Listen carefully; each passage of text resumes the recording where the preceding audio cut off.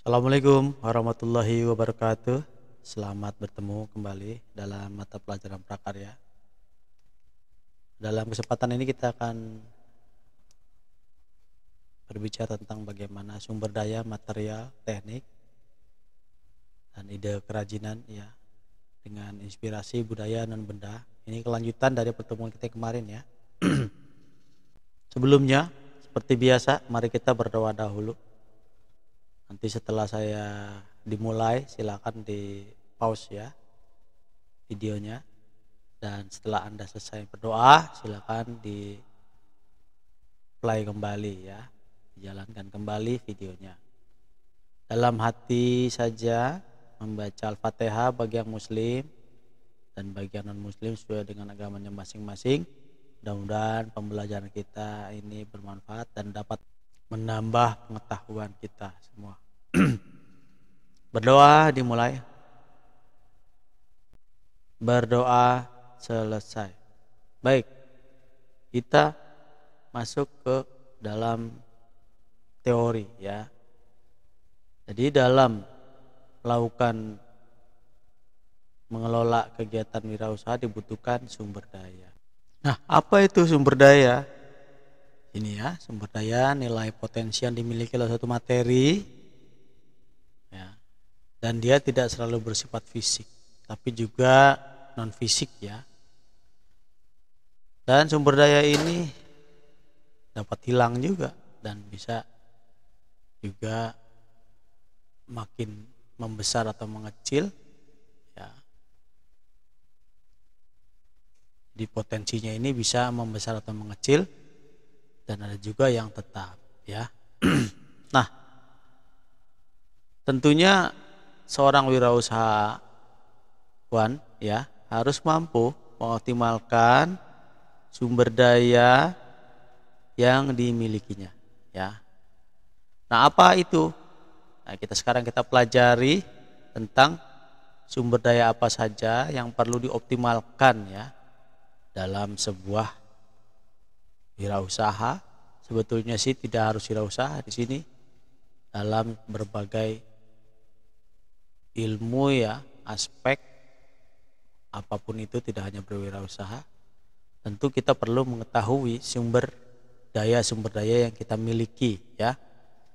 Yang pertama ini adalah man. Ya, ini singkatannya ini 6M untuk memudahkan saja. Makanya dipaksa-paksain nih jadi MM ya semua. Jadi ini istilah untuk memudahkan kita mengingat ya. Sehingga nanti kita bisa aplikasikan dalam kehidupan kita, dalam berwirausaha atau hal-hal lainnya. Dan apa saja itu? Yang pertama man. Man ini adalah manusia.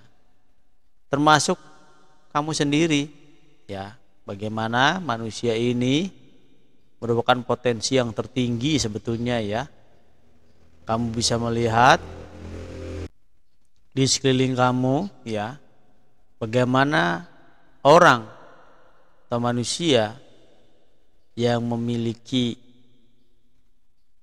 modal, terus rumah kah, atau potensi-potensi material, atau mesin yang sama-sama punya motor ya, ini tidak berbeda-beda yang dimilikinya. Jadi ada orang ya, saya contohkan saja, misalnya ada seseorang yang memang memiliki mindset dan memiliki keterampilan, kemampuan ya, pemikiran yang sudah terbiasa melakukan suatu usaha. Mungkin dia berpengalaman di bidang menjual soto, menjual bakso atau yang lain-lainnya, atau menjual lotek lah atau gado-gado. Walaupun dia pindah ke daerah lain, dari satu tempat ke tempat lain, dia akan mampu ya dan dapat membuka sebuah usaha ya dengan kemampuan yang dimilikinya ya. Jadi misalnya terjadi sebuah dia harus pindah ke lokasi tertentu, dia tetap bisa membuka usaha dan bisa menghasilkan uang, bisa mencari kehidupan ya. Andai kata misalnya orang tersebut ya terjadi sebuah bencana yang besar, ya, sehingga apa merusak misalkan gempa bumi ataukah gunung meletus misalnya ya di daerahnya, sehingga terjadi kerusakan yang cukup besar. Nah, orang yang telah memiliki kemampuan yang SDM-nya tinggi, dia akan mampu menemukan jalan keluarnya, dan akhirnya dia bisa membuka usaha juga. Karena apa? Karena pikiran dan otaknya, jiwa dirinya itu sudah memiliki potensi yang tinggi ya, sehingga dia dapat mencari jalan keluar. Tapi orang yang tidak memiliki keterampilan, mindsetnya rendah, tidak berpengalaman dan lain sebagainya, tentu akan lebih sulit ya. Nah, itulah yang harus kamu capai ya, belajar ini. Nah, termasuk kita belajar hari ini bagaimana kita menguatkan pikiran, pengetahuan kita sehingga kamu nanti lebih siap. Ya, salah satunya adalah yang sekarang kita pelajari.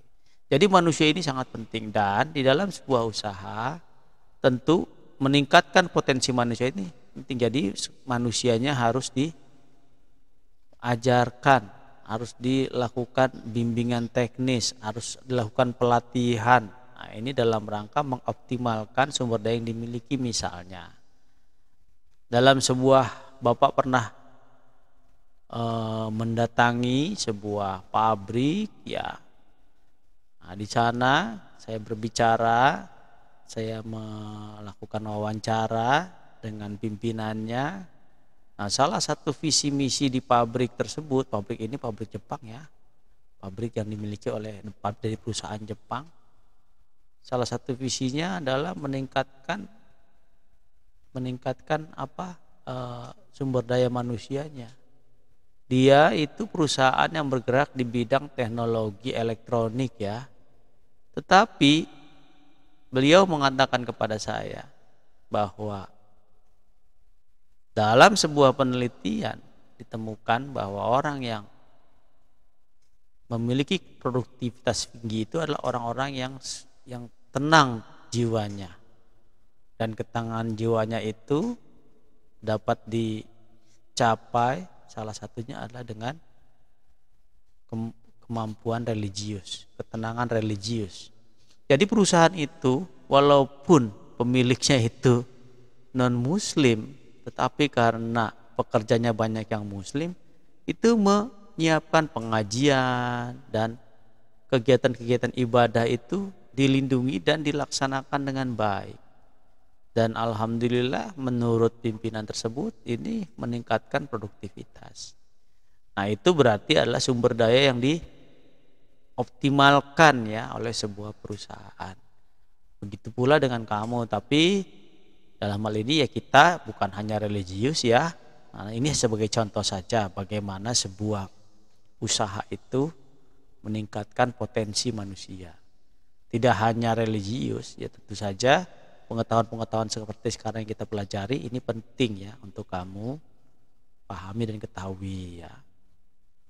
Nah, itu manusia ya, termasuk juga bagaimana manusia ini dilatih, misalnya kalau untuk berkaitan dengan dengan sumber daya, dengan kita ya sekarang kan materinya tentang dengan budaya non benda. Berarti manusianya ini mungkin disuruh jalan-jalan nanti ya, misalkan kamu memiliki 2 atau 3 karyawan, ingin membuat sebuah kerajinan dengan inspirasi dari budaya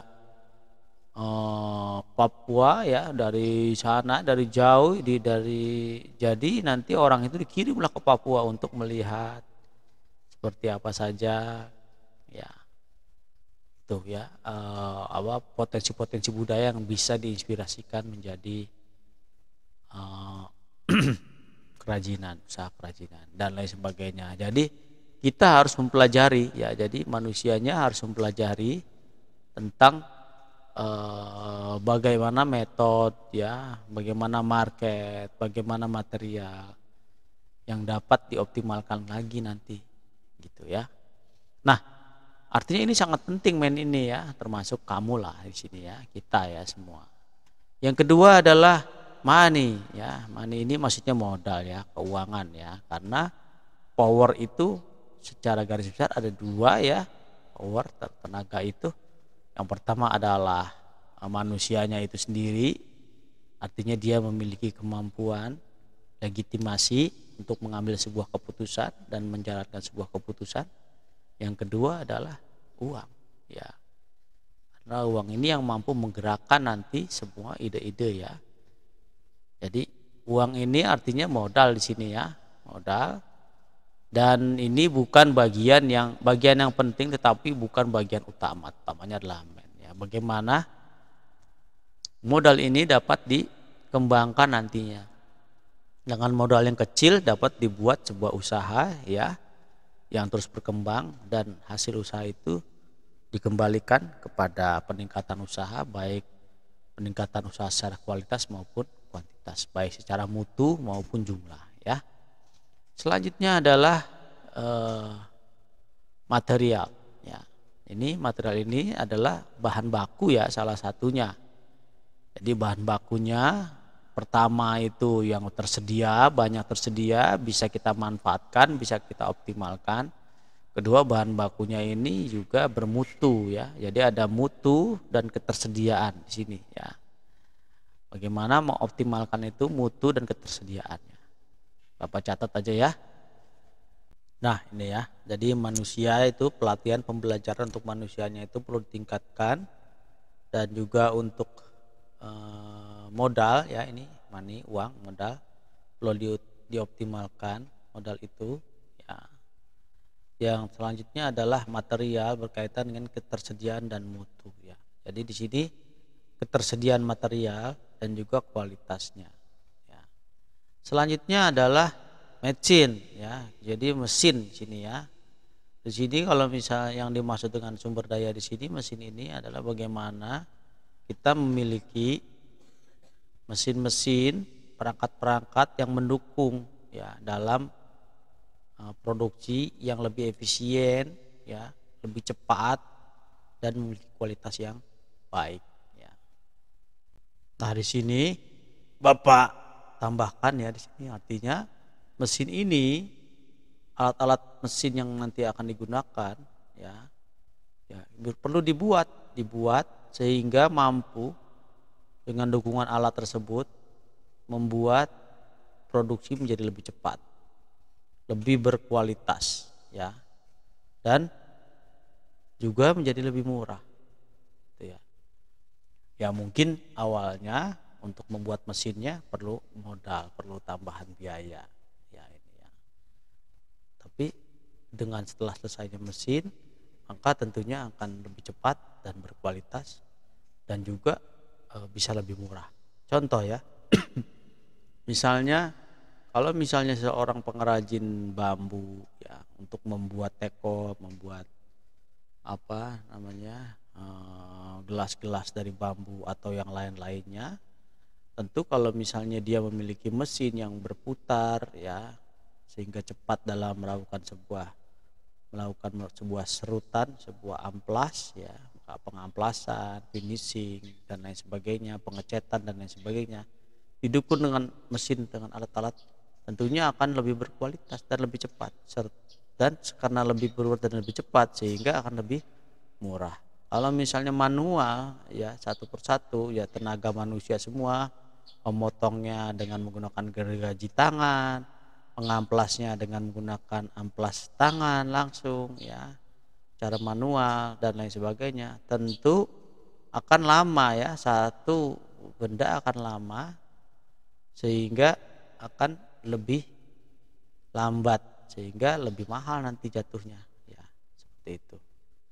Kita akan lanjutkan lagi ke video selanjutnya ya. Ini baru video bagian 1 karena ini sudah 14 menit kita belajar melalui video ini. Silakan nanti dilanjutkan ke video selanjutnya. Selamat bertemu selanjutnya.